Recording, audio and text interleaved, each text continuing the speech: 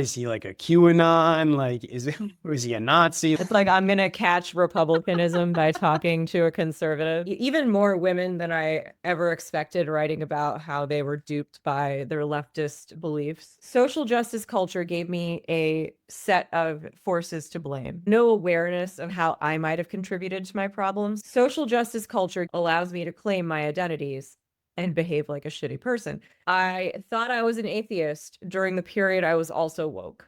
And the wokeness replaced the whole left by a god in my life. Who did you vote for? I will gladly answer it. I voted for. I was insufficiently woke. That's the thing that really gets my goat.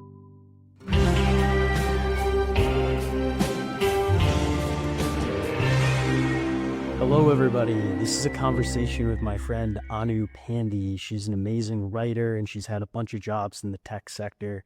She was on a DEI team at Google years ago, and she was a woke feminist Democrat. She's since evolved away from that. She's gained a substantial following on Substack, writing about how power and ideology affects the self and society. So I recommend checking out her work. I'll put a link in the description to her Substack. It's incredible. So I had so much fun with this podcast conversation. We're going to do another one. So if you like it, hit subscribe. And without further ado, let's get into the podcast. I did spend a lot of time in India as a child, and then I studied there 2 summers with predominantly white people as part of the American Institute of Indian Studies language program. And it was so interesting seeing India through the eyes of non-Indians. And like I myself, I'm not like Indian literally in that I wasn't raised there or born there. And I've been kind of thinking about how being Indian and like this idea of a hyphenated identity is kind of, I don't know, like every identity is just constructed and it doesn't mean as much as one thinks it might mean, I suppose. As I let go of, our favorite topic, wokeism, my Indian American hyphenated identity somehow became less important or salient. As you exited wokeism? Yeah. Like the Church of Wokism, that is. My Xbox username was half Italian because my dad's side is Italian. And so I went to Italy in college and I was there for a semester and I realized that I'm not half Italian. I'm 100% American. Yeah, isn't that crazy? How did you, like, what led to you realizing that? I just prefer America a lot more than my life in Italy. I mean, I went from living in the woods in a town of 4,000 people to living in downtown Florence, Italy. So it was totally different. And Wow. I don't know, I don't speak any Italian. I didn't even like particularly love like parts of the culture and stuff. So anyways, Interesting. we're one of the only countries that does that. We say like, oh, I'm half this and a quarter this and 10% this. And my friend was from Peru and he was like, what the hell are you guys talking about? You just, everyone here is American. It's so like, weird, right? It took like 10 minutes to explain to him, like, that's how we talk. We like sort of pretend we're like percentages of other countries. Because, and I've wondered this for a while. So for, quote unquote European ancestry, like what we would call white people here, it's almost like there's a need to refer to some other identity because you can't just be white. Like being white is no longer okay. So if you claim some other culture, it's like somehow more okay to be white. And so those of us who appear to be quote unquote foreign, like I appear to be Indian, but I'm not actually foreign, So it's like you kind of like grab onto it to explain yourself because there's no American identity, which is something I've been obsessed with lately, like the total lack of like a concept of what is it to be American? Because we have a shared something, right? You and I, we found that our personalities are fundamentally American when we tried to live in our quote unquote homelands, right? And so Yeah. your culture is like it shapes you as a person, but then you can't really articulate. It's not until you go to some other country that you realize how American you are, which is the same thing that happened to me. Yeah. Yep. Yeah. I think that the American identity is still alive and well in some parts of the country, but not so much in others. There's so much to get into. I feel like we've already launched the podcast. Sorry. But circling back. I'm perhaps a little too open with my life with strangers on the internet. it's funny. About my life.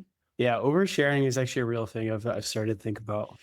It is. It's a thing that people have been commenting about, though, it's also one's life as a writer also becomes a thing to illustrate universal concepts through, right? Like that's what memoirs are. Exactly.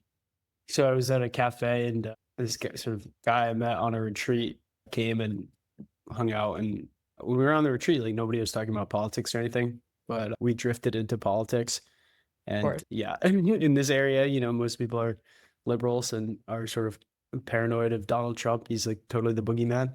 And so it just sort of escalated and escalated into the point where I just came out and said it. I was like, yeah, I voted for Trump.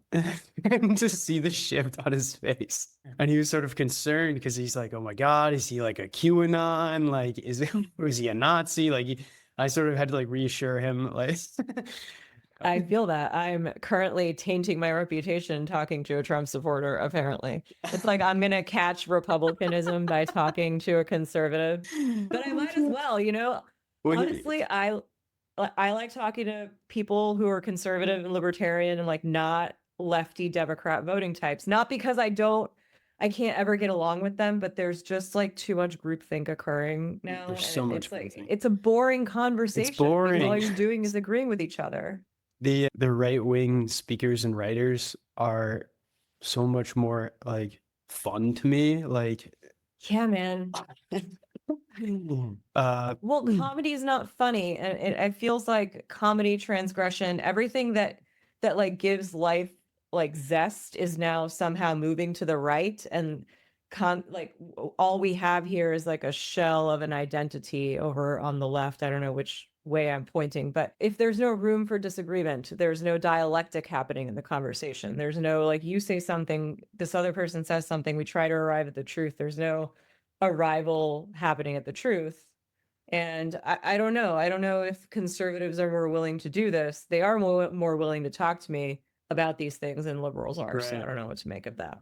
I think there's another element there, circling back to like what you said about the national identity. It's much more alive and well on the right. And somehow nationalism became like in the pejorative, where being Yeah. nationalistic is bad. It's like, well, how can you have like a national identity if it's like national and is a bad thing? So frankly, I love America. I've traveled extensively. I've lived in other countries and I always miss America. And when I come back here and I land at the airport, I get this huge wave of energy and people here are so creative and we have an incredible infrastructure system. So I just can't say enough good things about America. Obviously, we have room for improvement.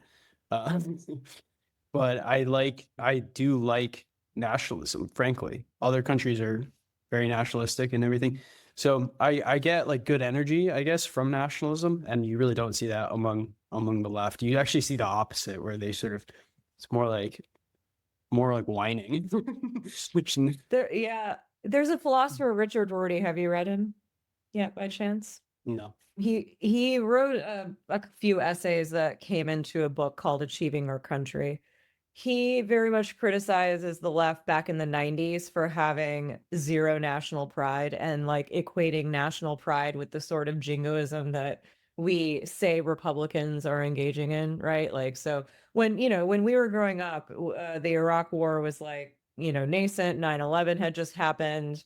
There was a lot of rah-rah America in the air. So for me, forming my identity as a Democrat as like a 15-year-old, nationalism felt kind of anathema to, I don't know, nuance, I guess. And now that I'm an adult and I've seen more of the world, and like I too feel the same sense of relief when I land back in America after I've spent like 3 months in India. No knocking on India, but there's just a lot of humanity. There's a lot of population density. The infrastructure is just not there as much as they would like it to be there. It's like there's horns honking. You can't hear yourself think in India. And when I land back in America, I can suddenly hear myself think. And even the mannerisms, the way I speak, like all of these things. And so a country like that, folks have national identity because there's like a story tying them together.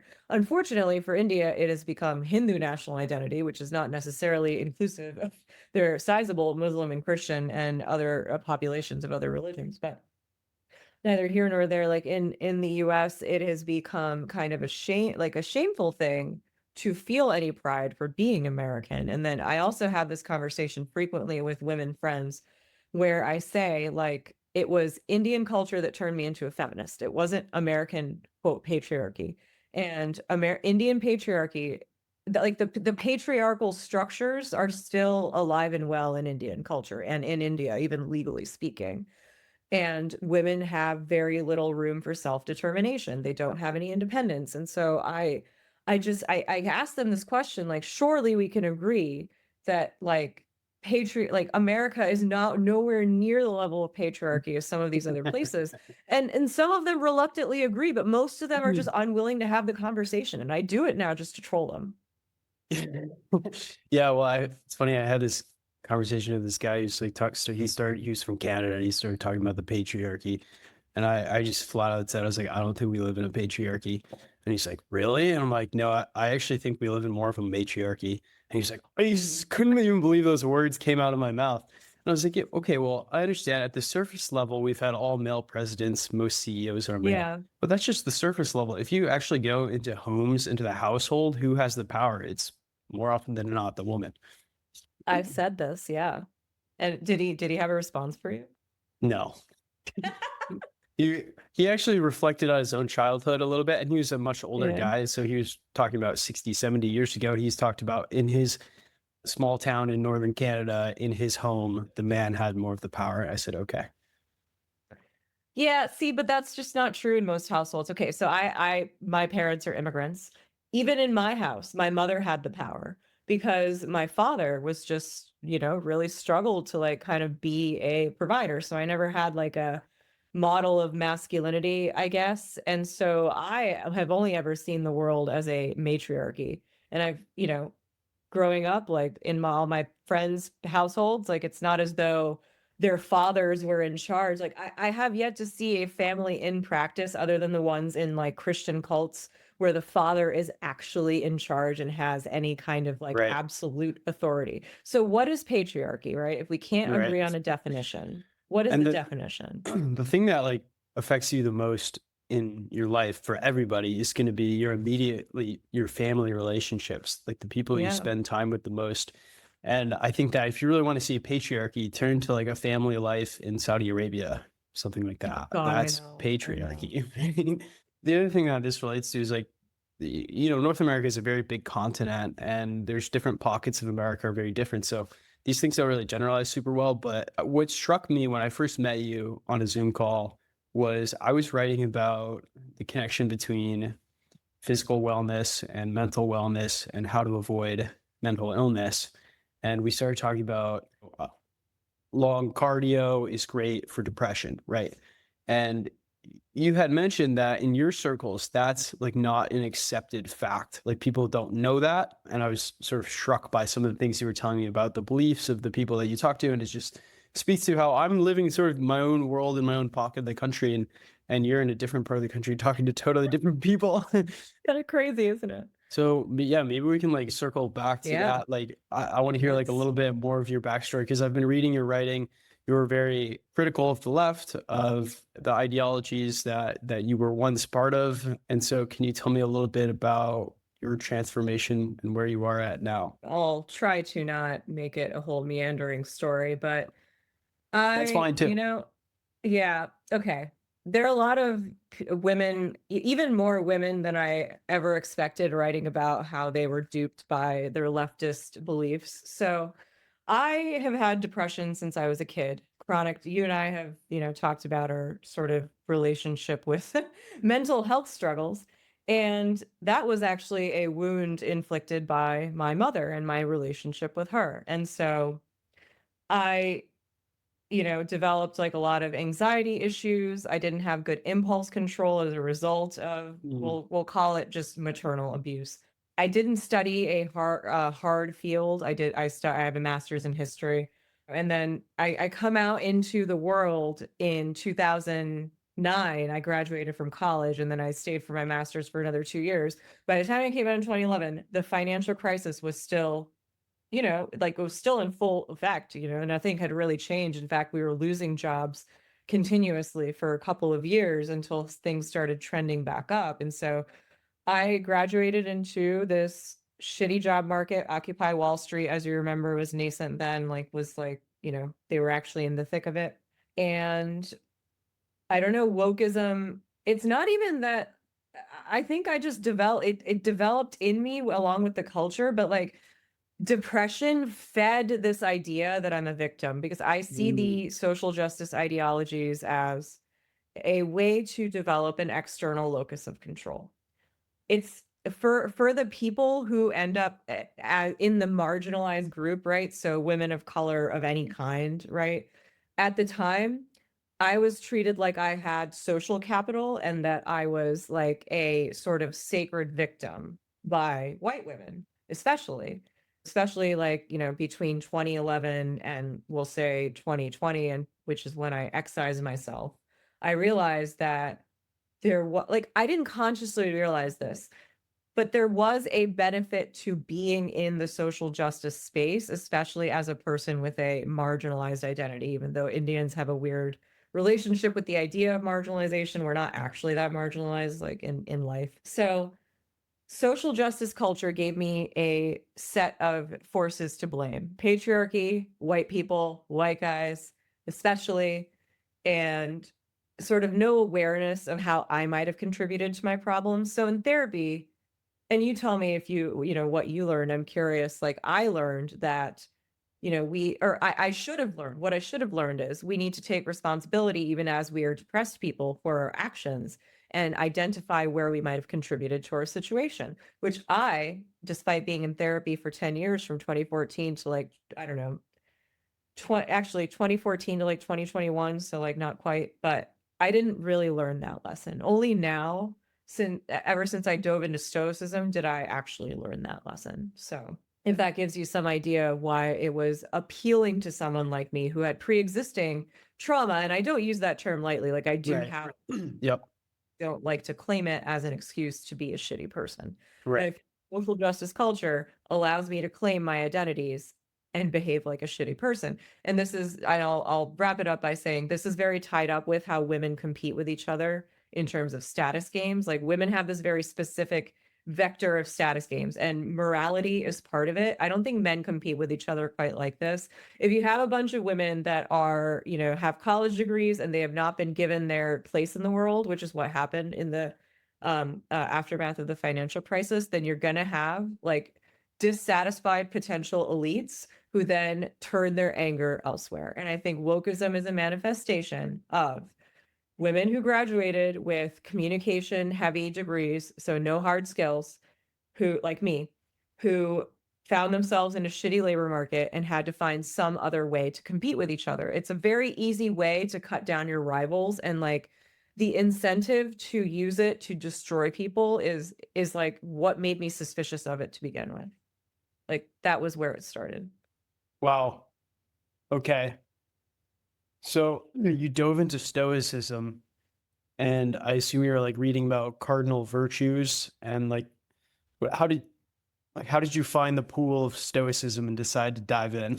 My partner, who happens to also be a white guy, I don't know, he mentioned Marcus Aurelius to me a while ago, but it took another 2 years.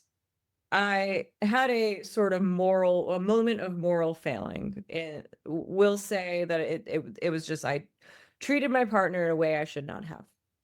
And I realized something needed to change. There was something inside me that was problematic. And then that was like I don't know, this sense of a constant, like needing to fill some kind of wound, but like nothing was really filling it. So I picked up the Bhagavad Gita for like the millionth time in my life, but I read it very differently this time. I read it being open to going back into religion, like to my spirituality, which I had denied. And I think this is related. I thought I was an atheist during the period I was also woke, and the wokeness replaced the whole left by a god in my life, right? And I know a lot of people talk about wokeness like it's a religion, and I think they're onto something. I mean, it's not a religion in the pejorative sense, but like it literally does function as a religion. So the Bhagavad Gita, and then related, like the Stoics, Ryan Holiday, like he kept coming up, and then Cal Newport. Oh, it was Cal Newport. I forgot about him. He was actually really key in my mental health journey, not because he encouraged me to be productive, but because he encouraged me to be disciplined. And from there is where, because he is also into Stoicism and friends with Ryan Holiday. And I just feel like I kind of entered this very male dominated sort of media sphere. Like I believe like these guys are primarily followed by men. If I understand correctly, Stoicism is still a very male sphere. It's not because I was trying to be exclusive. It's just that women just don't seem to be interested, or it hasn't reached women in general. I don't know. But, Stoicism, the cardinal virtues, I realized that wokeism is actually contra the cardinal virtues. It is contra the things Stoicism teaches you, which is that your emotions are not truth. They are a way of experiencing the world, but they are not the truth of what actually happened.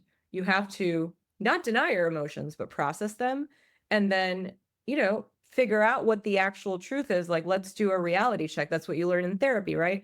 Much of Stoic principles, like Stoic ways of thinking and dealing with your emotions, like those made it into therapeutic settings. In fact, dialectical behavioral therapy and cognitive behavioral therapy are originally based on Stoic modes of thinking.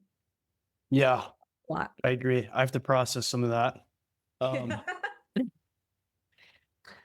you it would be long. So what I'm hearing is, Cal Newport, Ryan Holiday, your partner, these guys, some of them, it sounds like you found them like online, right? Not necessarily like your in-person community.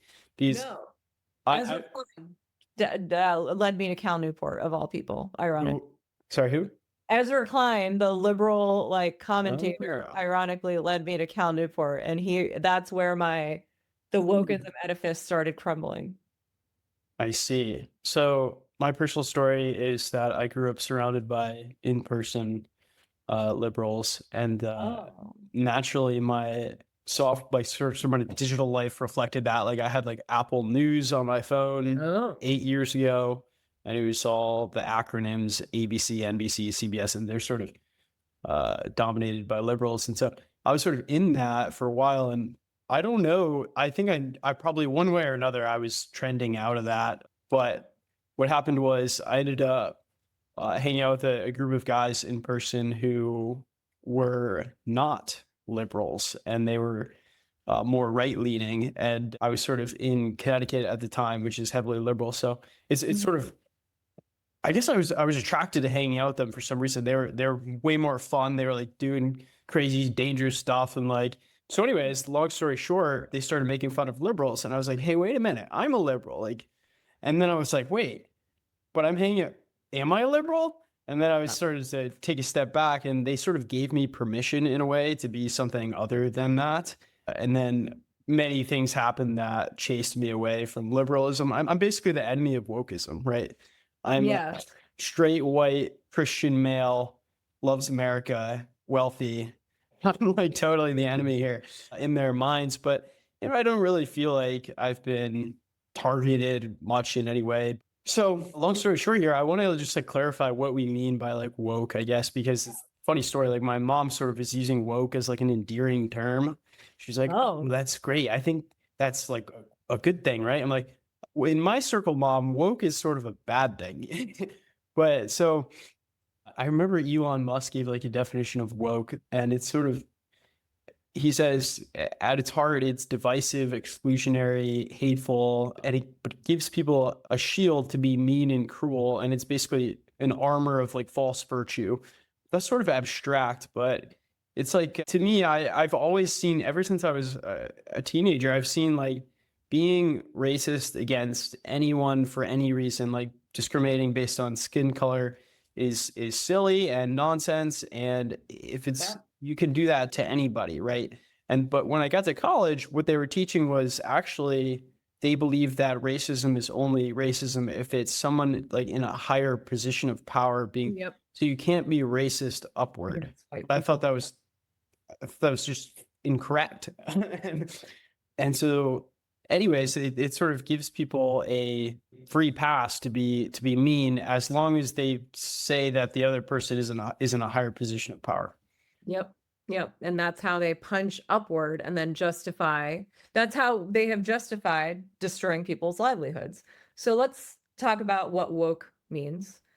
Because what's funny is the woke don't actually claim that term anymore. They act as though that is a pejorative that right-wing people made up. So let's go back in time. Like, woke came from Black Twitter. It was once a term that people were proud to wear. I remember that time because I was at one time proud to wear it, but there's been a sort of memory holing of what happened to the word woke. Like, it's almost like they have willfully forgotten that it was once a good thing that they claimed with pride. And now they know that it's unpopular. So now they're claiming that it was always a pejorative that Republicans used to describe people who are rightly concerned with social justice. I don't know. What have you seen? Like, that's what I've seen happen. Because they're even opposed to any commentary that calls it woke, right? They immediately dismiss the speaker for calling it woke in the first place. That's what is kind of wild. To be totally honest, I'm so far removed from that Okay. culture now. Well, good.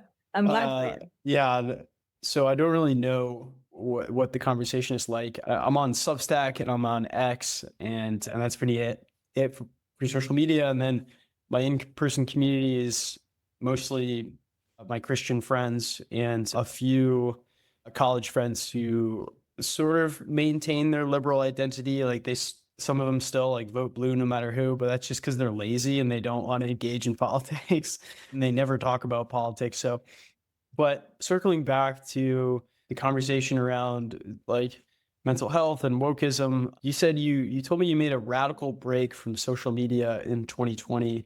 Yeah. And did that sort of play a role in like your exiting the ideology? Yeah. So I was in this sort of community that, started online, but then moved on to like into real life. And then the online community then started to reflect the in real life friendships. I thought I had a lot of friends in this group. It was based on Facebook at the time, but we would, all like many of us would meet up regularly and like in various cities, and then people form friend groups in those cities based on the membership of that group. These people are, well, shall we say, professional Democrats, and they are generally, some of them were elected officials, some of them nonprofits, some of them in Democratic politics, like being consultants and, like we'll call it the Democratic, like professional managerial class that like works in and around Democratic politics. And this group kind of just morphed out of my having done student government in college. It wasn't supposed to be what it ended up being, but it was initially in 2011, me and a bunch of dudes talking about news. As we introduce more women, I recognize I get myself accused of being a pick me girl constantly, but as we added more women, the focus shifted from talking about ideas and like things happening in the world to it being a social group. And I witnessed like liberal women slowly take over and use their social capital in this group as a way to exert like create a hierarchy. I saw women move into a group that didn't have a hierarchy and enforce one on it over the course of 10 years, by the way. And what happened was a fight broke out over statues in 2020, by the way. And I was insufficiently on the woke side. I was woke at the time, or starting to question it. I was insufficiently woke though. And there was a white woman who derived her authority from a Black woman, right? Because she and this Black woman were friends. And if you're best friends with a Black woman, then you have all the moral authority in the world to do anything to anybody. And that is how the progressive deference politics works. She started destroying my reputation behind my back, and she'd been doing it for a while. And, she proclaimed herself the queen bee, and that was it. I was done. Like, I had to leave. Like, there was nothing. And I lost a lot of real life friends who I thought were my actual friends. And then that's when I realized, even if there are friendships that are in real life but like they're primarily based on social media interaction, they're not friendships. And I recognize this sounds silly, right? She got canceled by a Facebook group. I do recognize how ridiculous that sounds, but it gave me an inside view into how liberal women use moral capital to destroy other women around them. And You got canceled. Yeah. Well, like canceled from within this like sort of large Right. group of potential like But that's the friends most and important thing in yeah. your life at the time. Yeah, it was Well, my primary social group because it was COVID. I didn't have people at the time, I've like never heard that phrase in my life though. You're insufficiently woke. What does that actually mean? Like, what did they want you? How could you have been more sufficiently woke? well, you see, okay, so there's this actually Nellie Bowles who is Barry Weiss's wife, wrote a book that came out last year, and she also actually she worked at the Times and then got married to Barry, and she was persona non grata because Barry Weiss is like the bête noire for liberals. She described a similar situation where a colleague was getting canceled on Twitter and she was unwilling to jump into the fray. So she herself got canceled because she was unwilling to jump into the fray. That's essentially what happened to me in so many words. Like the details are kind of boring and stupid, but that's basically what happened. It's that I had moral capital and social capital because I was a woman of color, but because this white woman had even more social capital, she had a way to make sure that I left her alone once and for all, and I did. What did they want you to do? You said something about statues. What did they want their friend of color to say? Like, take down the statues of the white man? Is that what they wanted? It was the white guy who was arguing. Mind you, this is a group of Democrats. It was a white guy arguing that the focus on statues is idiotic, and I declined to do anything about it. And then that was it for me. Like I said nothing. I refused to pile on. Another Indian American woman then went into a different group to talk shit about the man who started the group that I was an admin in. It's a whole stupid thing. We'll say Facebook group A started, it splintered into group B. Group B eventually splintered into group C and D. And there's just a lot of what I'm trying to convey really is that wokeism is very without social media, wokeism would never have taken off. I firmly believe that. It is very much Right. tied up in social media dynamics of like competition. Because that's what we're doing, right? On social media is we're competing. That's literally it. It is a stage for performing for sure. And I think that it is in a lot of ways superficial. And I see wokeism as superficial, and it conflates sort of like false harm and things that really don't matter with like real harm. Like, and I'll give you an example. Like, what I just saw recently was someone, there's this thing with Colombia. Have you been paying attention to Colombia? And so I guess Trump got into office. They loaded planes full of criminal Colombian illegal immigrants. They tried to send the planes back to Colombia. Colombia said, no, we're not going to let them land.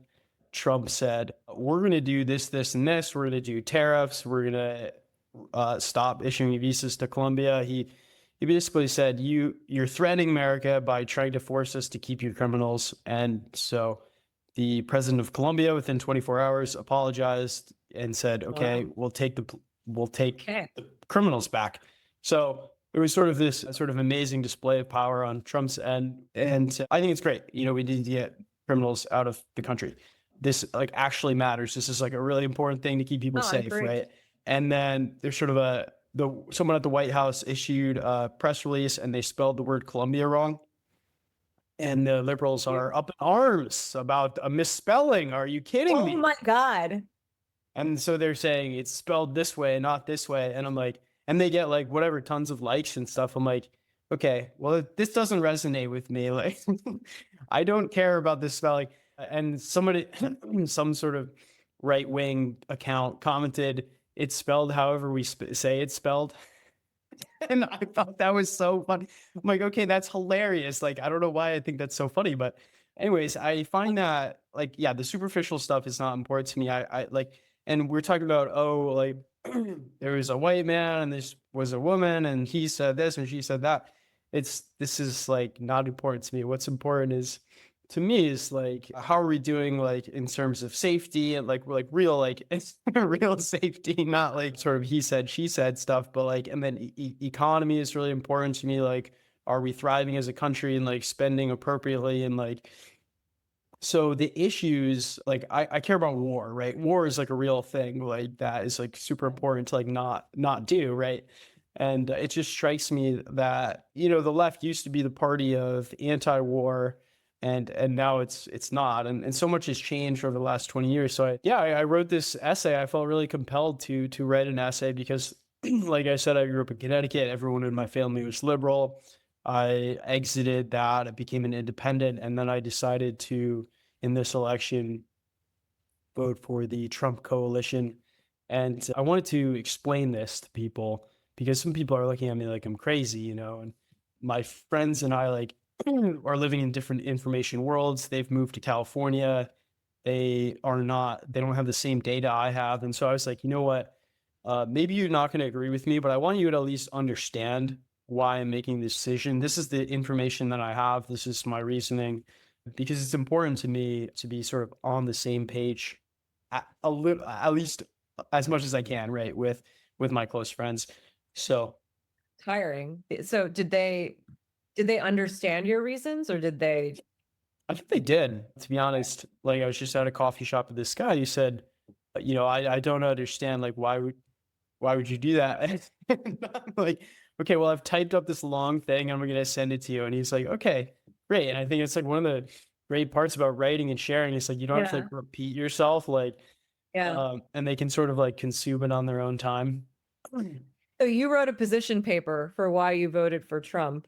Yeah. And you had to justify yourself to your liberal friends. And part of it was I really felt like I felt like the election was so important that I needed to do what I could to could convey my reasoning to the world. And maybe I convinced one person or something to vote for the Trump coalition. I don't know, but it ended up being more useful for conveying to my liberal friends my perspective. That's why I write too, actually, is to work out my own reasoning. And I was reading a book on argumentation written by a philosopher, specifically because we are polarized. He wrote this book, and he was, cautioning against, if your opponent, if you dismiss your opponent as crazy, it means you are saying that they could not possibly have any rational reasons for voting or for like any particular action. But that's just not how humans work, right? We are, yes, emotionally driven, and yes, like rationalizing does serve as a way to like potentially confirm your previously existing emotions, but that doesn't mean that your conclusions are necessarily always driven by emotion. I feel like people just on either side are willing to grant that they might have complex reasons and rational reasons for voting for how they did, but the other side couldn't possibly have any rational reasons for voting how they did. And so we can't have an argument. And I mean an argument in like the very clinical kind of way. We can't have an argument where I can give my reasons and you can give your reasons, and then we can at least agree to disagree. Instead, it becomes, I don't know, how is it with you in talking to men? Do you find that the conversation becomes emotionally charged? Yeah, it's funny that you knew that I was mostly talking to men. It's true. I was mostly talking to men here. Most of my friends are guys. And yeah, absolutely. It is emotionally charged, especially with I'll just speak to one specific case of one of my good childhood friends lives in West Hollywood now. He works in Hollywood, basically with Hollywood people, right? And so he's in a liberal circle. And so we got on a call. It was supposed to be, we were collaborating on a project. We talked for 3 hours straight about politics because we had gone in different directions in life, and it was emotionally charged. I think I did a good job of not escalating it to become sort of ad hominem. Nothing like that happened, but especially basically with his top issues that he wanted to talk about were abortion was like one of the number one things. And that can be a really emotionally charged topic, perhaps the most. I think that it seemed like he had never even entertained the possibility of perhaps there's like a different perspective that he hadn't considered. He was just like, I was like, what about this makes it sort of a top issue for you? He's like, well, I said, what do you like about Kamala Harris is what I said. Or like, why are you going to vote for the Democrats? I said, well, I care about a woman's right to choose. And okay. So he's really all about that. And we had a long conversation about it, and we really like weren't that far away. I think at the end of the conversation, we were like really pretty close. Like we had similar values, just very different conclusions. But I think what I really noticed was he had not really given it a whole lot of thought. Oh, interesting. Like, and I think that's how it is with a lot of guys in my circle. Like they really like, they're focused on their careers, their girlfriends, sports, like, and they're not like sitting down and like writing tons of arguments and considering all different perspectives. And they're just simply like, they're not giving it a lot of thought. And I'm someone who's like willing and able to do that. And I kind of like it. So it's actually, I see it as I have like responsibility to sort of like do that and sort of provide that to people. And then they can sort of like, I guess, piggyback off of some of the work that I've done there. I mean, well, it's important. That's why I like to give my audience, small as it is, arguments to use in their own lives, because I'm not trying to reach lefties. I'm not trying to convert the religious. I'm trying to, I don't know, just I feel like you and I are trying to improve the quality of argumentation and the process by which we reach our conclusions. At least that's what I see people on Substack trying to do, who are just doing Right. this for no reason at all other than it being an intellectual like calling, you know? Yeah.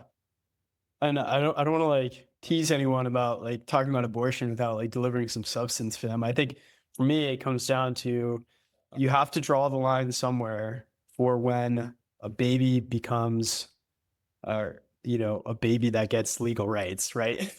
Yeah, yeah. So where do you draw the line? And that's the question. And I think that it's not like there's no like scientific answer where it's like exactly at this point it like spawns in and then it gets legal rights. It's really a sort of a subjective thing, and I just don't think the federal government is the right entity to make that decision. So, okay, well, many thoughts. I'm really glad you brought up abortion, actually, because in the immediate aftermath of the election, all of my women friends were just terrified about reproduction. Right.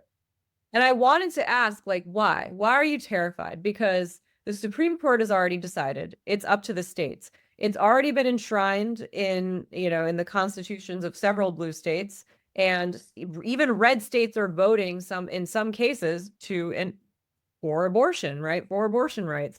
No blue, like the federal government can't overturn abortion rights in the states that already have it. That's the point of sending it back to the states. But I couldn't say this Right. at the time because it is considered invalidating to introduce inconvenient facts when your friends are venting. And this is why I hate being friends with women. I sound like very anti-woman, and I promise you I'm not. I have women friends. I do. They're just it gets very frustrating because I'm not allowed to, it's almost like I'm not allowed to introduce logic into the conversation, because logic and the conclusions that you can reach by applying logical reasoning can often be invalidating to one's feelings, and that's like a real problem.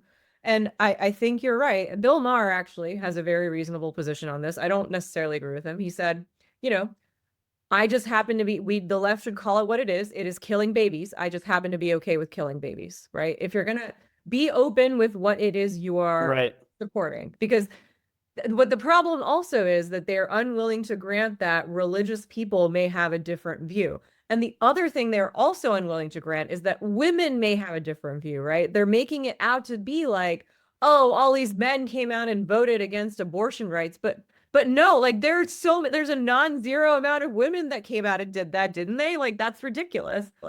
Actually, believe it or not, so like I said, most of my friends are Christians.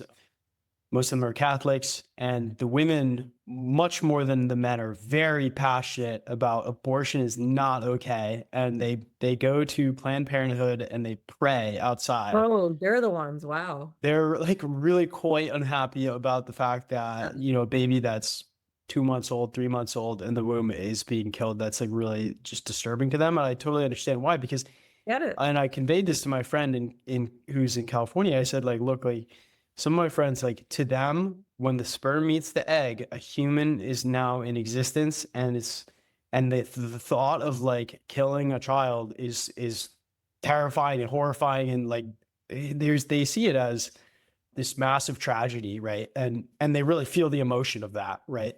And so what that sucks for them, honestly. Like it's no fun like to live. And then on the flip side, you have the people in California or wherever else are very distraught that the idea that a woman is not going to be able to get an abortion, that's very disturbing and horrifying to them. So I told them, I was like, this is sort of the argument for states making the call here, because the people in Louisiana are going to have to put up with the fact that people in California are going to be getting abortions, and the people in California are going to have to put up with the fact that people in Louisiana are not getting abortions. And so here's the thing, there has to be a meeting point in the middle here, right? We have to, I don't know that I am not against abortion completely, but I do think that beyond, like, I don't know, 8 to 12 weeks, like that it should be the limit. That really should be the limit. If we're going to reach a compromise position, I would be fine to compromise on 10 weeks as a woman who does not want to have a child. Like, I legitimately don't. Yeah. And like, here's the other thing. We need better family planning education. Why aren't the women who end up with children they don't want using birth control? Wisdom, temperance. Oh my God, what was that? Fortitude. Huh? Fortitude. Yeah. Oh my God, I always forget that one. I always forget fortitude. Temperance, right? Like, that should come into play here, right? We should expect ourselves to have a basic level of discipline. And that basic level of discipline could just mean, using some birth control. The other place that they are correct, though, is that sexual violence does occur, and those women should be allowed to get abortions. Like, rape happens. And Right. there are a lot of stories that make Republicans look very bad on this, because there are women carrying their rapist babies to term. So I don't know. What are your thoughts on that? Like, I don't know. I think, yeah, it's shocking and somewhat sad that things like fortitude, like strength, has been codified as right wing. I mean, what? It's crazy. So of course I'm going to be attracted to the right if that's the right. I mean, who doesn't love strength and looking good and feeling great? So anyways, but circling back to abortion, I think you're right. I mean, if a human being has a nervous system and a heart and a brain, I mean, that's just like we killing that's not, I don't want any participation in that. I don't think that should be allowed. Killing people shouldn't be allowed. And we think about when the sperm meets the egg, it doesn't really resemble a human. It's like a few cells. It's like, but at the same time, if you put sort of a fertilized egg in front of me and it's maybe 8 cells and it's becoming 16 and it's becoming 34, what, am I going to kill it? Would I feel comfortable squashing that? I don't know. No. I don't know, but certainly for me, if it has a nervous system and a heart and a brain, I mean, that we should draw the line and give it some legal rights. So the hypothetical, though, a woman has been raped and she's pregnant. What do you think should occur there? I promise I won't call you a bad person if we end. First of all, I don't have a good answer for this. That's what they bring up. They bring up edge cases, and I recognize, like, that is an edge case that should be thought about. Absolutely. Yeah, I sort of, like I said, I don't have a good answer. I've not sat with this question for a long period of time. That's fair. I don't claim to be the one who should make that call by any means, but It's a hypothetical, honestly, on the spot. One of the positions that I've seen is the 3 exceptions, right? I think it was Reagan started this. It was rape, incest, and the life of the mother. And that resonates with me. I think that's fair. I mean, it's sort of like I don't think we should kill anybody, right? So it's like a begrudgingly, like, yeah, it's like there's no right answer, right? There's no win situation here. It's sad either way, right? Yeah.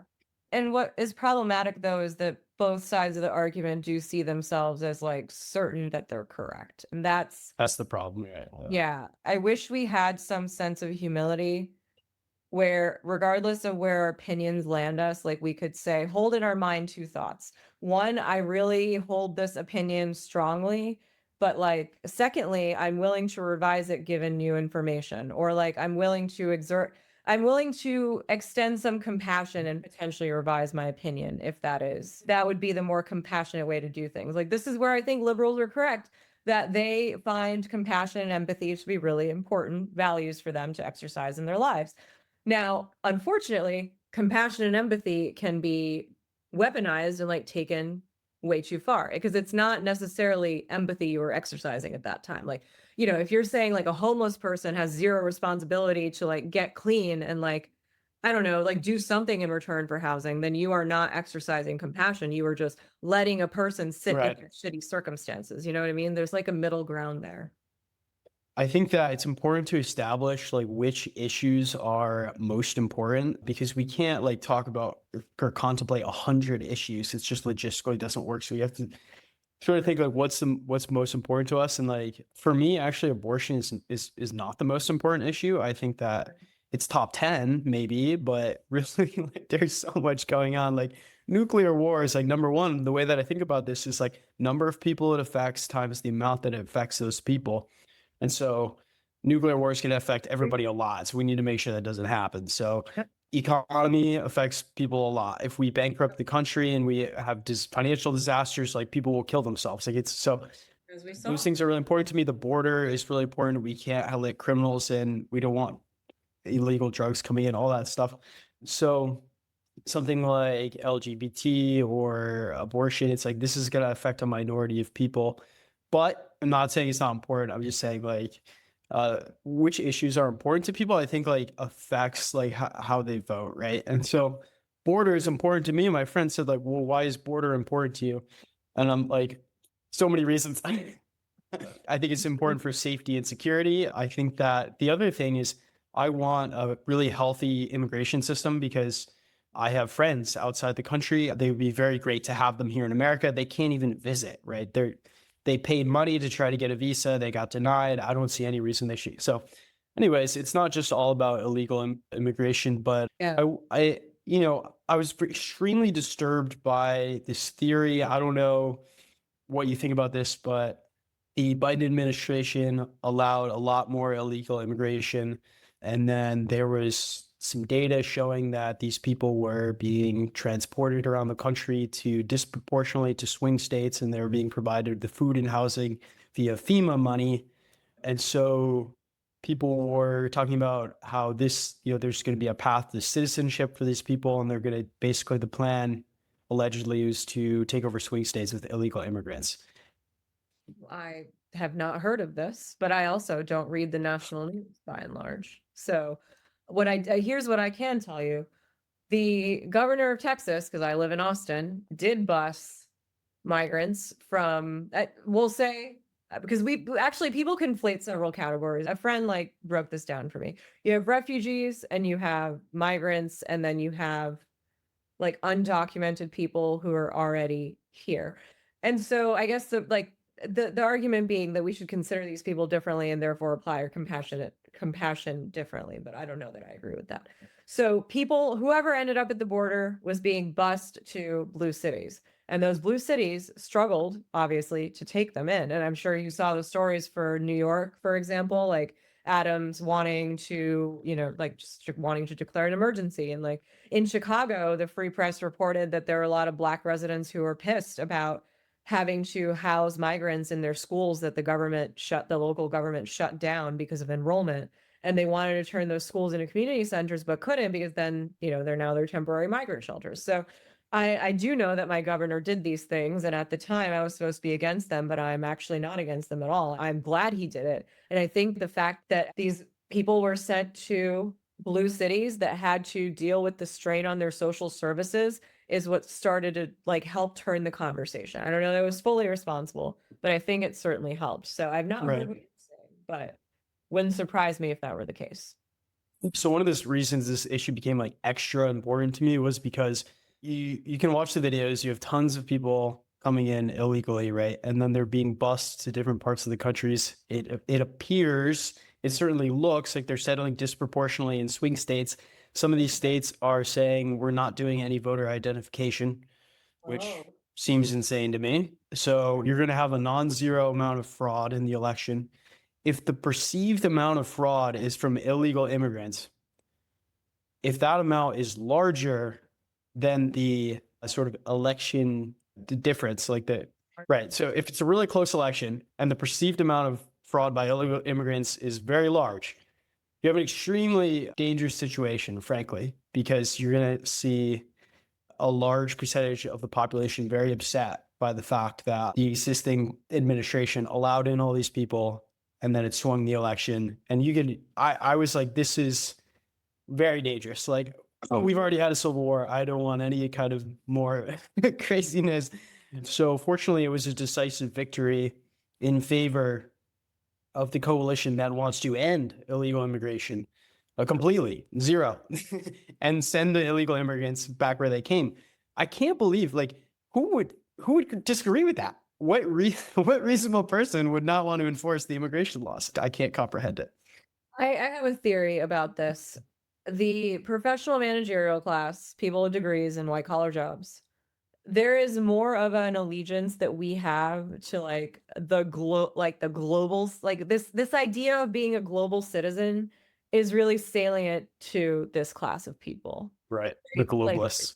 yeah, well, and I don't want to sound like a conspiracy theorist. Like, say, take the Yeah. example. Well, conspiracies are like true now. So Yeah, that's the other thing. Like, I'm like, okay, well, I mean, I don't know that too many of them have turned out to be true. Take Indians for for example, right? We come to America, but like we really go wherever the labor is, like meaning wherever our skills are valued, like that's where highly skilled Indians are going to go. So this is like a global class of like high skilled migrant labor, you could say. And so just as an example, someone like that may not have like strong national allegiance. They just might as well see themselves as vagabonds.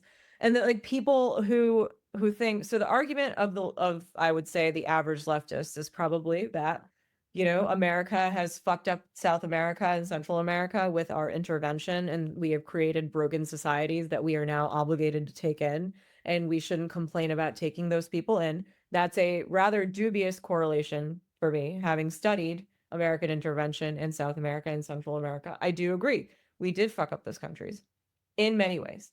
But then those countries continued fucking themselves. Like no one is requiring them to vote in the kinds of corrupt people that they vote in. Like that's at some point the US cannot be held responsible for countries continuing to be corrupt. The same thing happens when we talk about India, right?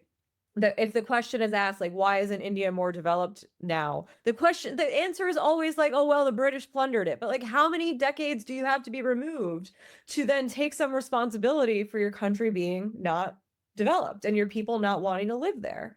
Right? On the one hand, no one gets mad at Indians that they want to come here, but we're getting mad at unskilled labor that wants to come here. Right? So there's like a bit of a double standard. Like if you're gonna be against immigration, then how do you feel about skilled immigration? I suppose it is is a question I want to ask you actually. how do I feel about skilled immigration? Yeah. Yeah, this is actually a great question. I've actually revisited this. To be totally frank, I didn't give it a lot of thought. I heard the argument probably from some of the tech bros. Elon is king of the tech bros, where it's like we should scale up legal immigration to get the best people in and decrease illegal immigration. And that made sense to me. I've recently been reading people's thoughts on arguments against this in favor of actually decreasing legal immigration. And one of the main arguments there was recently an H-1B controversy, right? Yep. Sort of the tech bros and the MAGA bros came together to get Trump elected. And then they started talking about immigration. It's like, we don't really agree on this. And the tech bros, like I said, wanted lots of legal immigration, and the MAGA bros were sort of not on board with that. And then it was all about H-1Bs, right? And so it sort of came to light that the H-1B program has been abused. The point of it, I'm not an expert, but I read that the point was to bring in elite talent, the doctors, the engineers. But in practice, they're bringing in janitors, store clerks, they're abusing the legal system. So I do believe we should bring in high skilled immigrants from around the world. We should have a system where before they even come here, we can make sure that they have American values, they understand the Constitution, they can speak English, and that's important. And so I think we could have a much more high-tech system than we have. Basically, we could do basically like a trial citizenship where they wouldn't even be like you get citizenship, but like we do a trial. Maybe you can work remotely from your country before you even come. I'm all about sort of ideation and experimentation with how we can get great people into America who are a good fit to be here. They can't be criminals, right? And so I think it's very important. I don't want a moratorium on immigration, which is actually a position that some people take. They say we want zero immigration. I said that doesn't make any sense to me. But at the same time, I think that I want America to be a powerful country, right? I think that we're a force for good in the world on balance. And I think that we have declining birth rates globally. We're sub-replacement rate in America. I think it's important to retain a healthy population. And part of that is bringing in young people who want to have kids. So I'd like the conversation to sort of take that into consideration. It's like we want to keep our numbers up, but in a balanced way. Like we can't, like Canada is like a perfect example of a country that I think screwed up with their immigration policy, and they brought in way too many people who don't speak English or French. They don't know how to drive a car. They've flooded communities, and it's from what I hear from my friends there, they say it's a mess. And the idea was to basically fuel industry with fresh labor and keep the population going up. But if you look at the sort of the GDP per capita of Canada, it's been going down. It's unbelievable. And actually, there's data that shows that immigrants, in some cases, can be actually a net. What would you call it? Like a burden on the system. Actually, like over the life, they don't contribute as much in taxes as they're receiving. So we have to take all these things into consideration. I agree with you. I think we need more skilled immigration, and I'm not against the H-1B system, but I work with a lot of Indians. I have worked with primarily Indians in the engineering context. Like I'm not a developer myself, but I am in a technical function that requires me to primarily interface with Indian engineers like fucking daily. And they are great. Like I have a lot of friends and they speak English well. And my brother-in-law is, for example, an H-1B worker, and they want to contribute. They live hilariously. We should import more Indians because they live by like small c conservative values. Like there's a reason I think Indians have succeeded so well in America. And I think this doesn't get talked about, but it's because they have strong impulse control. They live in multi-generational families, and there's just like a strong sense of family ties in general. And, they want to have kids and they want to contribute and they want to make a better life for themselves. Like they're very focused on economic advancement rather than like the immigrants from India, I mean, rather than, social justice battles. I think we do need more Indians, but the H-1B system is fucked because I have seen firsthand how they're instead Infosys and Tata and all these outsourcing consultancies that started in India and now have presence in America. They're the ones who are getting the majority of the H-1Bs. Like if you look at the charts, it's these Indian outsourcing firms who are hiring recruiters and other low-level people with H-1Bs instead of engineers, which is right. But we don't even need engineers. We don't need blue-collar coders. We need the highest of the highest. Right. Like we need the elite people from India, and we're not getting those people. Right. And if you're going to have this system, then it needs to be reformed so we have the actual. I agree with you. There needs to be some sort of baseline, right? And there needs to be some proof.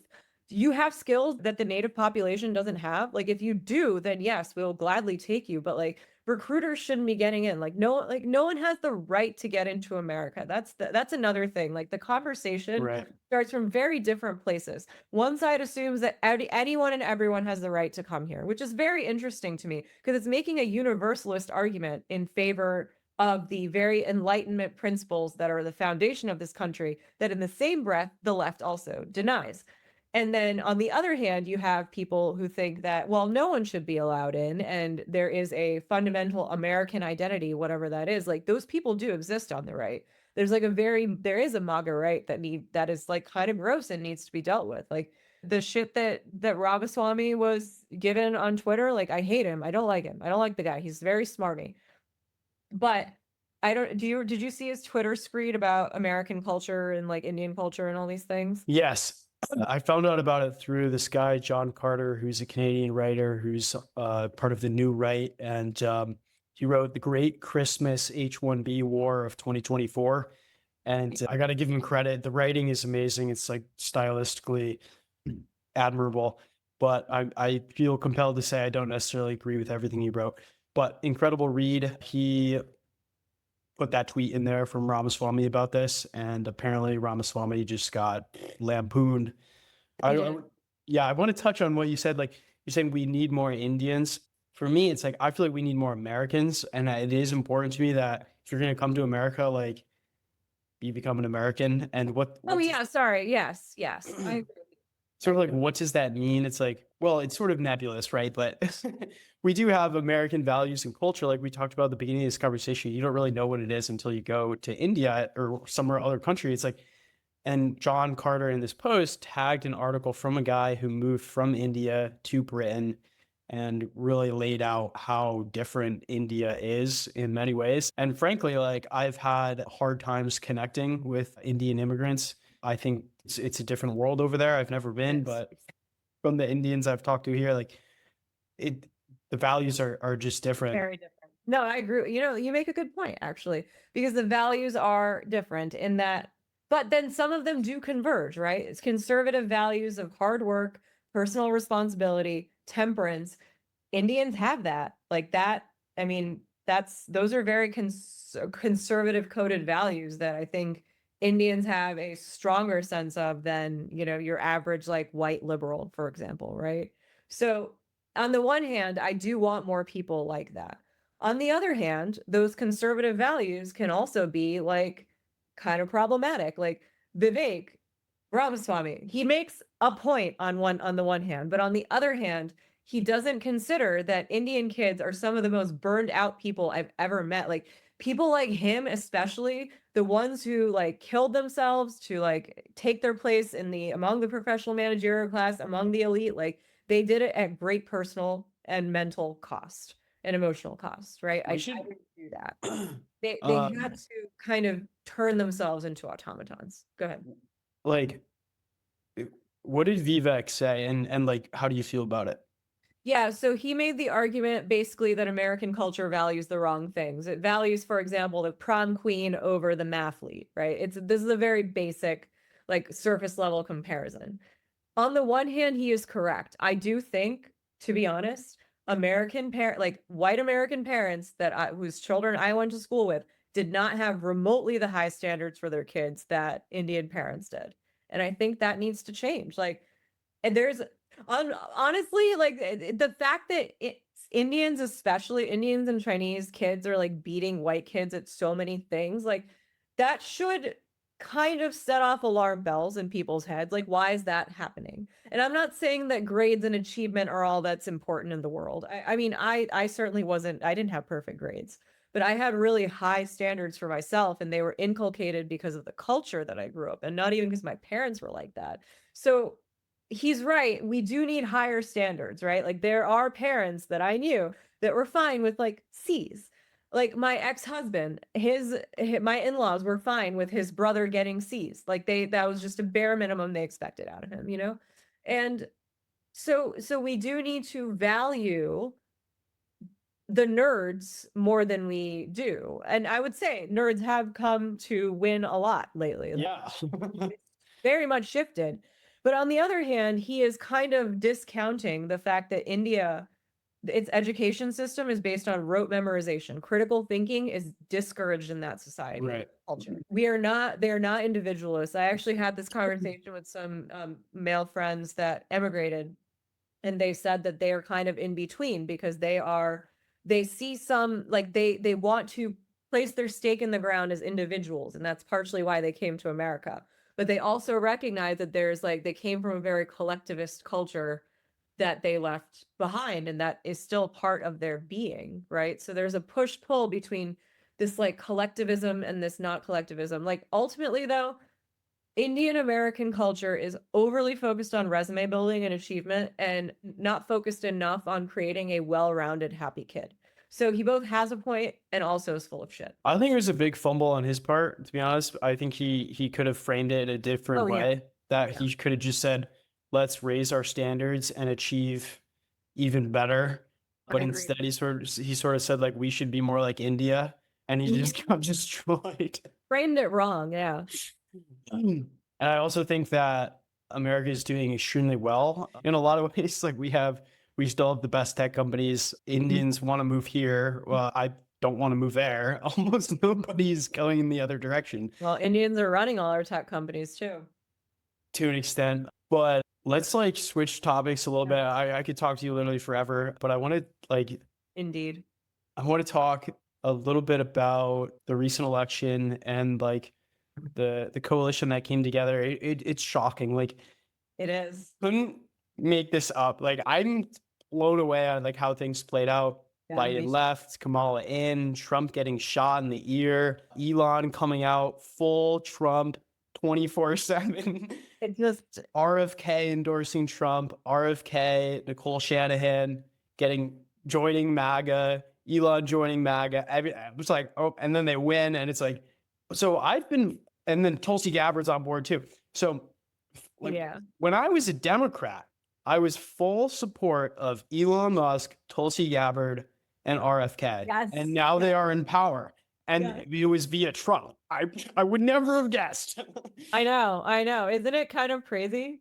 I mean, it's such a switch. I didn't expect it either. Like the coalition of people of color also. I think that is the thing that I am perhaps most focused on, like from my intellectual trying to understand. So it's interesting, right? So in case anyone listening does not know, a record amount of people of color, like specifically Black men and Latino men, shifted to Trump. And even Indians also shifted to Trump. Not to that great of a degree because Indians vote heavily Democratic, but I just happen to know a lot about them. And this, from what I've seen, doesn't seem to be addressed. I thought that because Republicans got the largest share of men of color specifically Black men who are considered the Democratic Party's natural constituency, right? They keep saying Black people are the backbone of the Democratic Party. But like, what happened to your backbone? Why did you fracture your spine then? There's no addressing that has occurred about why your natural constituency of Latino and Black people like just left you. Not perhaps like the majority, like Democrats still have a majority, but it should be leading to a lot of soul searching and just hasn't. Instead, the answer is, oh, well, these people have internalized misogyny or internalized racism. We're like, but no one's questioning why did racial voting blocks suddenly fall apart in 2024, right? And my theory is civil rights far enough in the rear view. Right. And secondly, Democrats are like pandering to Black people. In the colonial period, the colonizers would essentially consider their populations like childlike and like noble savages, unable to really make decisions for themselves. I feel like Democrats have treated people of color much the same this time. They have treated us like noble savages who who need to be pandered to make the right decision, right? I think you may have seen those ads that were aimed to Black men. Did you happen to see those that Democrats put out? I can't. I don't even want to see it. It was the most insulting shit ever. And Democrats think that racial groups need specific things based on the fact that they are these racial groups. But these racial voting blocks are actually just mirages. They're made up by the media and the discourse, right? So what is a Black person in America, right? A Black person could be an immigrant from the Caribbean, from Africa, from like South America, from like they could be an Afro-Caribbean person. It could be it could be you know what I mean? Like there's a multitude of Black people, right? We only ever talk about them as Black people. There's no diversity that we are acknowledging because I met several Black men over the course of those months that said they were voting for Trump, and they weren't all necessarily descendants of American Black people who descended from slaves, right? Well, here's the irony. It's like it's sort of like a racification. Yes. I could say it's racist. That has other connotations, but there's a racification going on that I think nobody really wants. Like, no, just what I want is like a compelling vision for the future of America where everyone's prospering. They don't offer that. They're instead they just really they're focused on like lampooning Trump and I think what was like super embarrassing for the Democrats was specifically the very fine people hoax. Are you familiar with this? No, actually.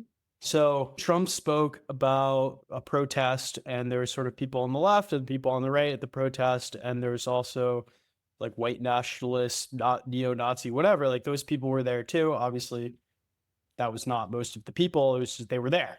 And so Trump gave a speech where he says, there are very fine people on both sides of the protests, Oh, not the white nationalist neo-Nazis. He specifically said, I'm not talking about them. And the mainstream media took that, they chopped it up, and they put it in people's faces. And they go around saying Trump said Nazis are very fine people. And they I just do remember repeat this this. over and over and over. And then Yes. Obama gets on the stage and repeats the hoax. And it's just like so embarrassing. Like you watch the video and it's the complete opposite. And I think that people are now not giving credit to the mainstream media. They're just watching the source video and they're saying they fucking lied to me. I'm not voting for them. And I felt much the same. I felt like I honestly, I would have held my nose if they hadn't lied to me throughout the early part of this year, and especially in the 3 weeks following the debate where Biden, performed terribly.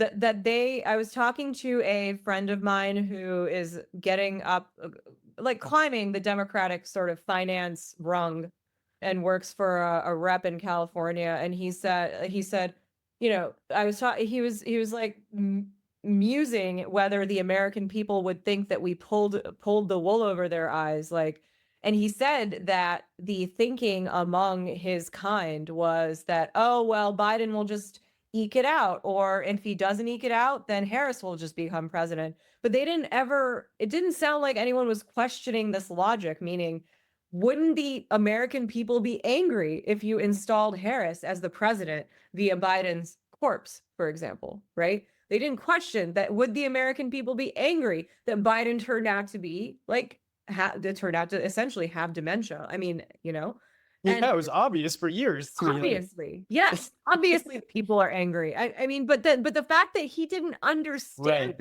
this, that's the thing that really gets my goat. Like and the other thing that was really interesting about this election was the gender polarization that I want to talk to you about. Like, what do you think is happening there? I have some ideas that Yeah, it's concerning to me. I think that there is a gender polarization going on for sure, especially I think that married women are actually most likely to be Republican, but sort of Yep. unmarried women are much more likely to be Democrat. And it sort of complicates things now that things are so emotionally charged. If you're in the dating market, it's like tricky to even date someone who's like on the other side of the aisle these days. Anyways, that's where I'm at. It's just such an interesting sociological problem. So let me tell you what I'm seeing among the people that I socialize with.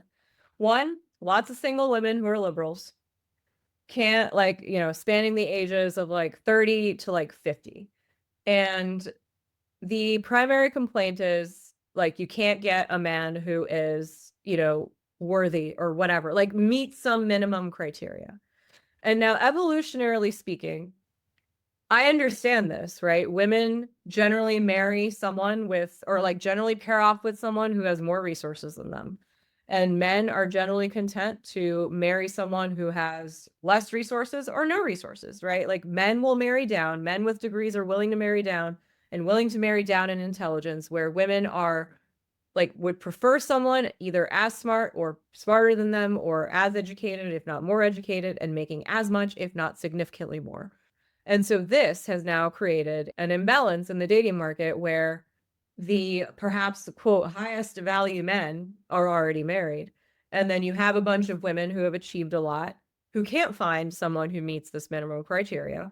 And on top of that, because there are more single women looking than there are single men, it becomes a man's dating market, and there's no commitment that's required. Like, commitment becomes elusive. So a woman who's looking for a commitment, even if she finds a man who meets the minimum criteria, at least I have heard complaints that no one really wants to commit. So, I think part of this political divide, the married woman thing is so interesting to me. Like, what could that be, right? What is it about being single that makes a woman more likely to vote for Democrats? Is it simply that your relationship to the state is different? Is it that a married woman might see like her spouse is able to provide some minimum standard of living, whereas a married person sees the state as being able to provide some minimum standard of living, right? Because liberals are now looking at the state.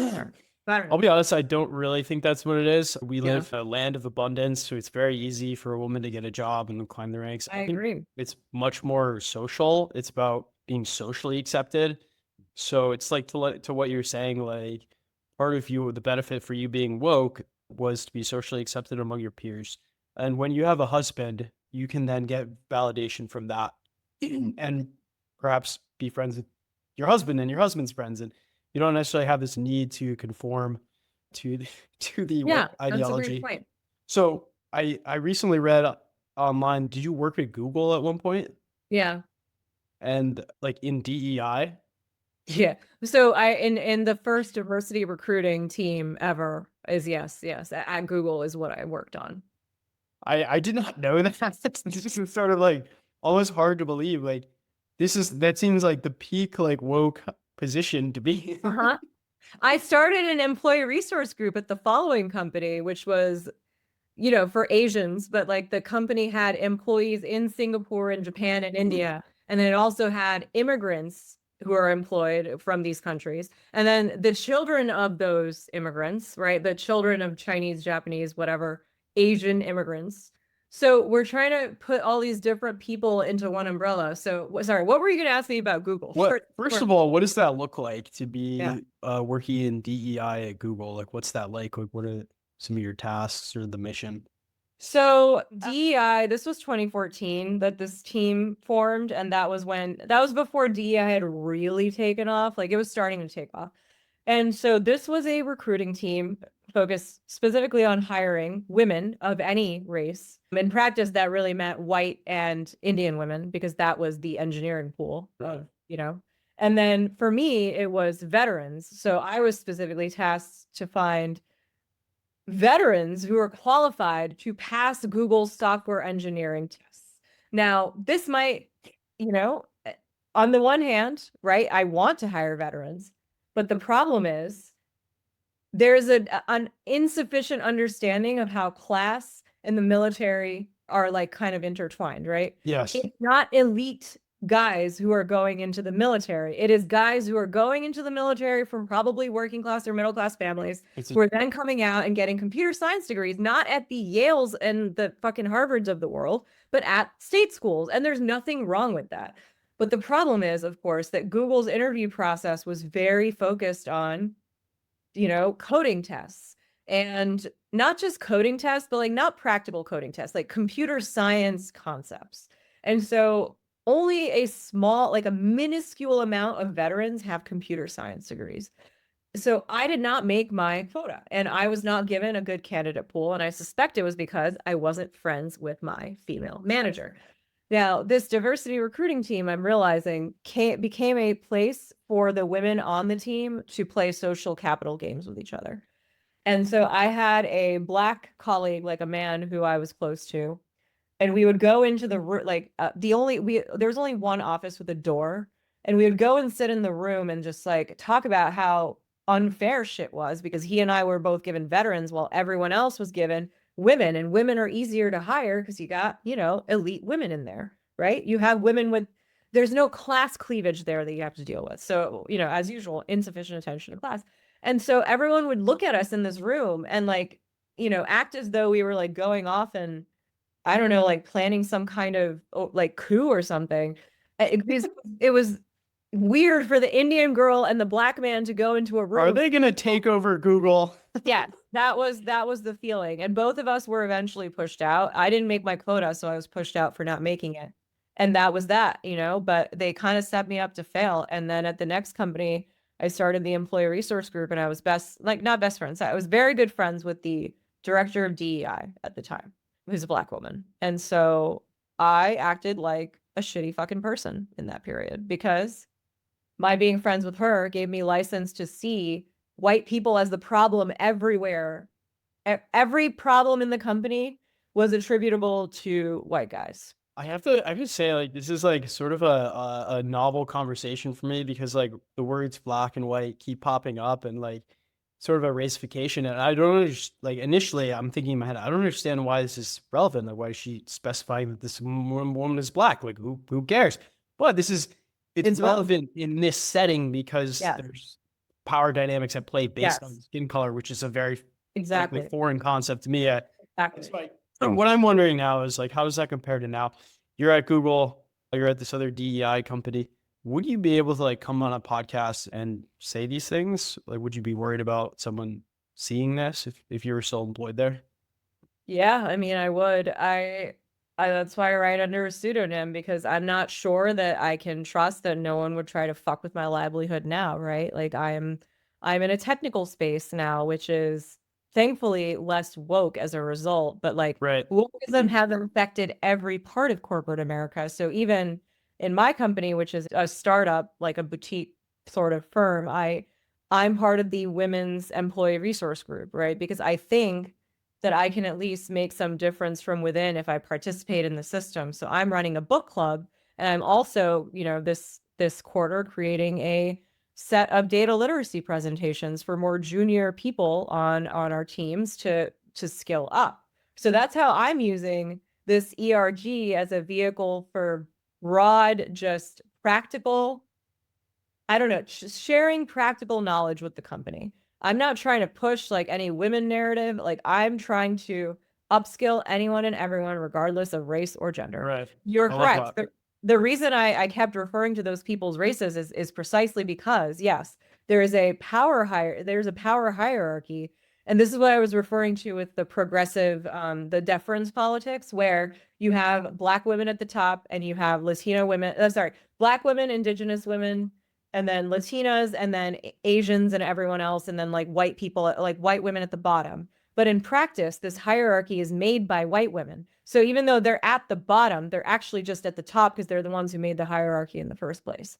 Wow. Well, this is all new to me. I mean, I'm glad that you were talking about these things and that you're in a position where you don't have to worry about like getting deranked for having sort of what's your Substack sort of like bio? It's like interdisciplinary class trader, something like that. Yeah, that's what because my parents, have been in the food business. They had Indian grocery stores and restaurants, and like they're Indian small business owners and they don't have degrees.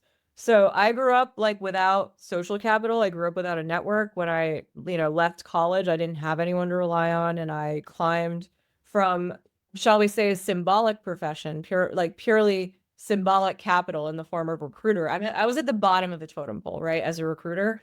Now I have hard skills, and so I'm closer to the top of the totem pole. And I don't think it's an accident that as my skills increased and became more concrete and could be valued by the job market differently, right? As I became more valuable on the job market, I became less woke. And I think these two things are related. Oh, absolutely. Let me tell you my theory about how we got to where we're at in terms of society and what allowed woke to emerge, I think, was this divergence away from meritocracy and the truth. Because you had in 2001, the US federal government was balanced. Mm-hmm. And since then, we've run a deficit and we've spent $31 trillion we don't have. And money's been sloshing around like crazy. And when you give a kid too much allowance money, he gets spoiled and he starts doing things that are not useful. So we have a lot of people doing things that are not useful. And I think that much of DEI is not useful. And the only way that can happen is if you have a sort of a market dynamic where the government is spending, basically all government spending is taxation. This is like the realization that I've had. It's like all this overspending, all of these deficits, this is a very pernicious form of taxation. Yes. And that has enabled a lot of this nonsense to go on. And I think that if we get back to running a balanced budget where the government is not overspending on things like DEI or condoms for Gaza is the new thing. I don't know if you saw that, but I guess they uncovered that the Biden administration was about to spend $50 million on condoms for Gaza. So, this kind of level of spending, and it's gotten out of control. You see it in the universities as well. They have these giant endowments, and they end up focused on things that are not valuable to the job market.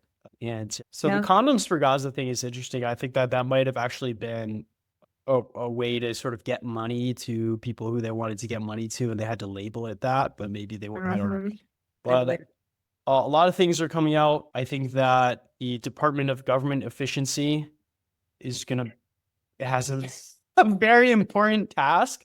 I actually think it's really important that they start to cut back on spending our money, right? It's our money that they're spending. They're spending it on things that we don't want. We're not necessarily getting anything in return here.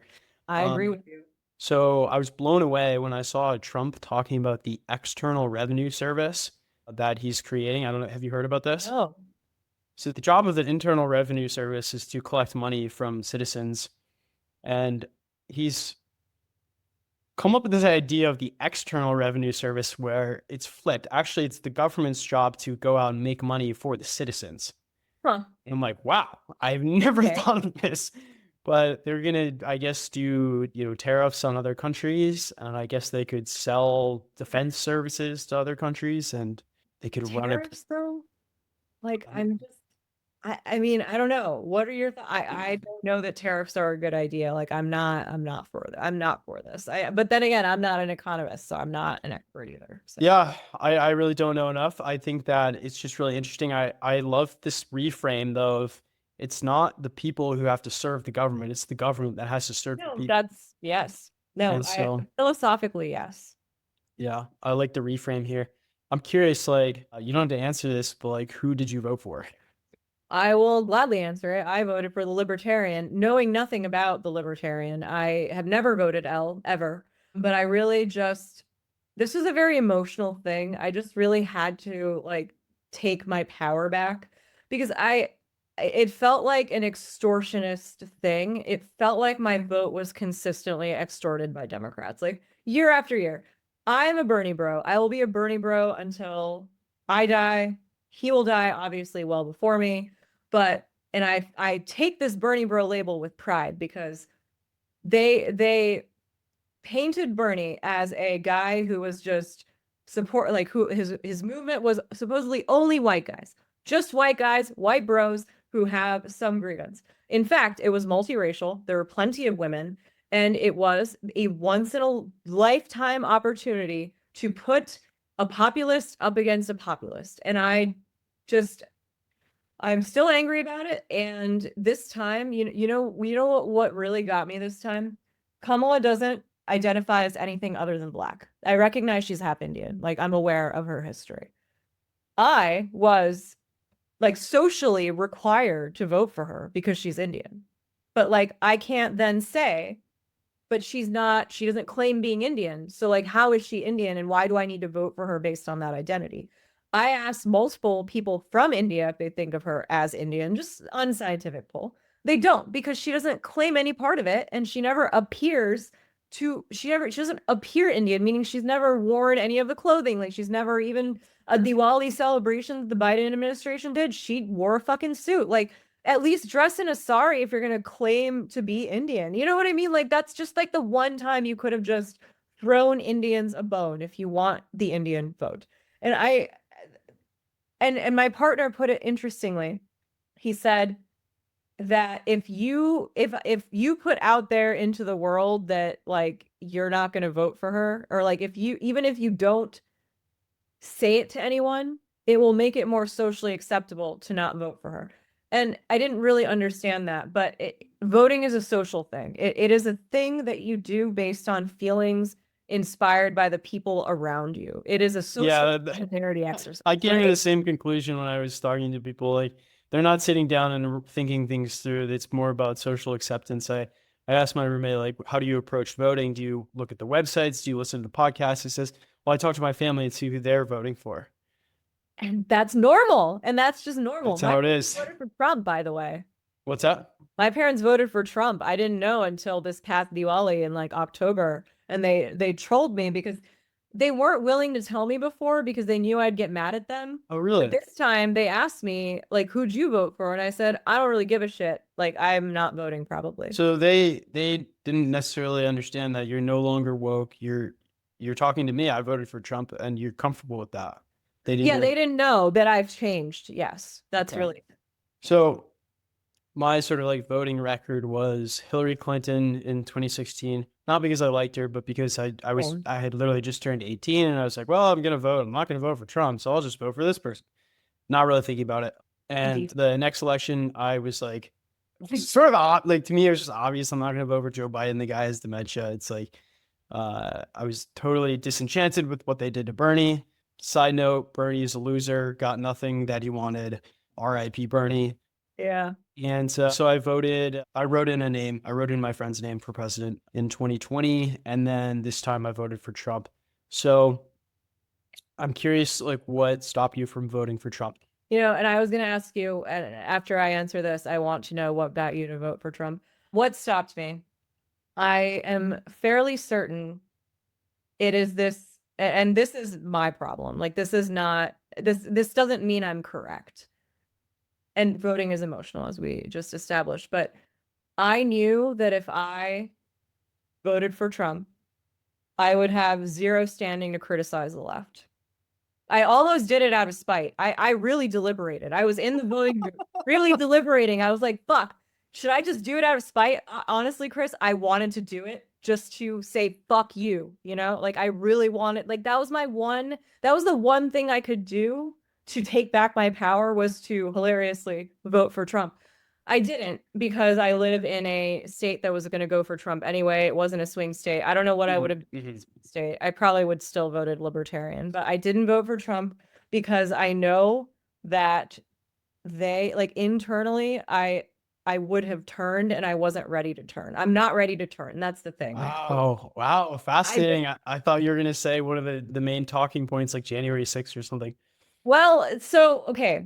Here's the thing, though. Here's where I am different from most liberal types. I don't think Trump is uniquely terrible. I mean, because I want to treat normal Republican president. I think that's like a reasonable I don't know. What do you mean? What do you mean when you say I wasn't ready to turn? Like, you weren't comfortable having that identity as a Trump voter? Yeah, I wasn't. But I like, understand that. Sorry. I understand that. And it's not because I think, like, you, for example, are a bad person, by no means. Like, I know you have rational reasons for voting for Trump. And I may even agree with a lot of them. You and I clearly agree on a lot. So maybe I am a closet Republican. I don't know. I don't know. Now you're making me wonder.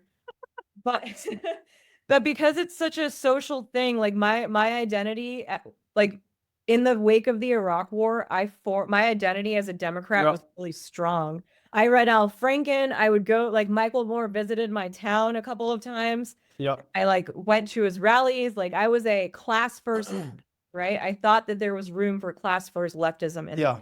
I almost, like, I'm getting like chills right now because it reminded me of like my childhood. And oh, really? Tell me I more. watched 60 Minutes every night. Oh, really? Yeah. We were super heavy anti-Bush, anti-war. Everything is fucking changed. It's so crazy how fast everything changes. Like, but to your point, I think that you would sort of implied that I was a Republican there, not a Republican. Just voting for Trump, not like an actual. Right. You can vote for Trump and not be a Republican. Yeah, you're a swing voter. That's what you are. And you said you wanted to know why I voted for Trump. First of all, you're not just voting for Trump, right? You're from what I've seen, Trump has honored a lot of his promises, his campaign promises that he ran on. He promised RFK a spot, and he fulfilled that promise. I'm excited to see that.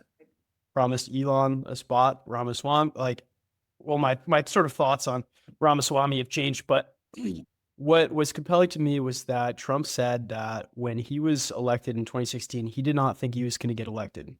They were not prepared. You have to hire thousands of people. They didn't know who to hire. They went with what the lobbyists recommended. Trump came out and said, I screwed up. We hired bad people. With that said, not that much bad stuff happened in those 4 years, especially when you compare it to what happened in the subsequent 4 years. So it was sort of frankly, it was like, I was never ever going to vote for the Democrats. I have like the personal vendetta against that organization. I think they're very dangerous, but I was going to vote for RFK. RFK dropped out and endorsed Trump. I would have done the same. So I was still like, basically, I think you're right. We are emotional creatures. I'm an emotional creature. when I had the emotional switch was when I saw Trump get shot and then stand up and The show fist is courage, the thing? show courage under fire. That was an emotional moment for me where this Huh. guy has proven himself. And Yeah. that sort of unlocked something in me where I became more Trump curious. I was like, okay, Interesting. let me like listen to the speech he gives after getting shot. So I listened to the speech. Um, I wasn't particularly impressed. I was actually a little alarmed. He was sort of positioning himself as like God saved me, as almost like a religious figure. People in the crowd are crying, and I was like, this is almost a little alarming how intense this is. But it was quite an intense moment. I mean, he got shot. But I then started listening to podcasts. He went on my favorite podcast, the All In podcast with the tech bros, basically, and investors. I don't know if you know this podcast, but I have not heard it, but I'm curious. these guys are really smart. And I listened to him and I thought it was a joke. I clicked on the episode and they have Trump's voice starts going. And I was like, wow, they have like an AI creation of Trump, but it was really Trump. And he like, and he's like hilarious. He's like, sometimes I'm laughing at him, sometimes I'm laughing with him, but I listened to the whole thing on a car ride and I was like, okay, this is not exactly the caricature that I've known for the past 10 years. And then I just kept listening to podcasts of him talking. I looked at his website and I said, actually, this guy's not that bad. He's not actually Hitler. Who would have thought? And then I'm voting for, like I said, the coalition. When I was in college, I read JD Vance's book. I supported Tulsi Gabbard in her campaign. Started that. Supported RFK. I've supported Elon Musk for 10 years. So I'm like, how can I not vote for my team of heroes? And I actually like JD Vance. His story is really inspiring to me, and I think they treated him really badly in the media, and I think they want any excuse to dismiss the story of someone like him and what it says for someone like him to be a Republican instead of a Democrat. Like I think that's like JD Vance breaks their brains, and then his wife being Indian further breaks their brains. What's interesting, your story actually is really emblematic of a general narrative I heard about like men frankly in our age band like voting for Trump, right? Like he went on all the podcasts, he just talks like a normal guy, like he became like cool. He like somehow ended up claiming the mantle of masculinity, which I just don't. I mean, I understand how he did that because you're literally running a woman over here who's pandering to men, like obviously he did.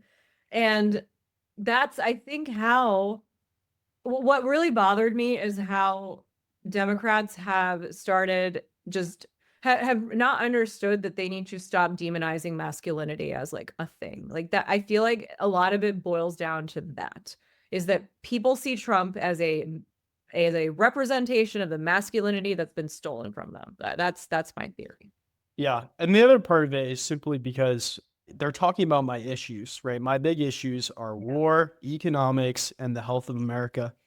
And Yep. it's just not there on the Democrat websites. And I think that, it was a genius political move on Trump's part to adopt the Make America Healthy Again movement and to take in RFK.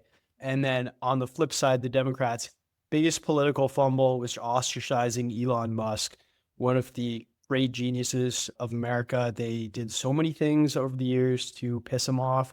They were pandering to the auto union, and they really screwed him in so many ways. And I think that him buying Twitter and unveiling sort of what was going on behind the scenes there, and then allowing people to speak freely, it just made all the difference. I think that Elon and RFK, I think they won the election for Trump.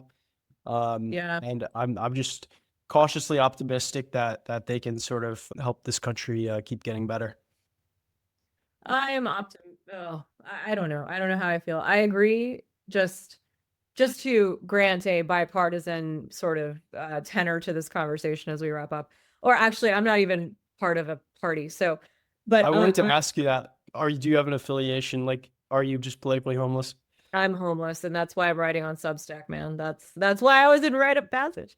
And so I'm glad he ended the DEI bureaucracy in the federal government. I think the government is fucking bloated. And I have seen it because I know government employees. And it's not that every person who works for the government is useless. It's that you hear enough stories of waste where you're like, fuck, why am I paying this person's salary? And so Yeah. I am fine with honestly gutting part of the federal bureaucracy. Not all of it, not all of it. I don't know that he wants to, I feel like he probably wants to gut more of it than I want, but there are certain parts that ought to be reconsidered. I also do think RFK, I am cautiously optimistic that he can do something. I want him to take on pharma. If he takes on pharma and big ag, I will be happy. I will even vote Republican next time if that happens. So I said it here. I will vote Republican if RFK takes on big ag and big pharma. Amazing. Well, yeah, thank you so much for doing this. Like I said, I could talk to you for hours. Yeah. This was great. I love it. I'm so glad that you're on Substack sharing your writing, and people are loving it. You have thousands of subscribers, so I recommend anyone listening to check it out. Where can people find you? It's Radical Radha, is that right? Yeah, radically pragmatic. Radically pragmatic. Amazing. Yeah. I'm so excited to collaborate with you on more creative projects. And we'll be writing together at some point.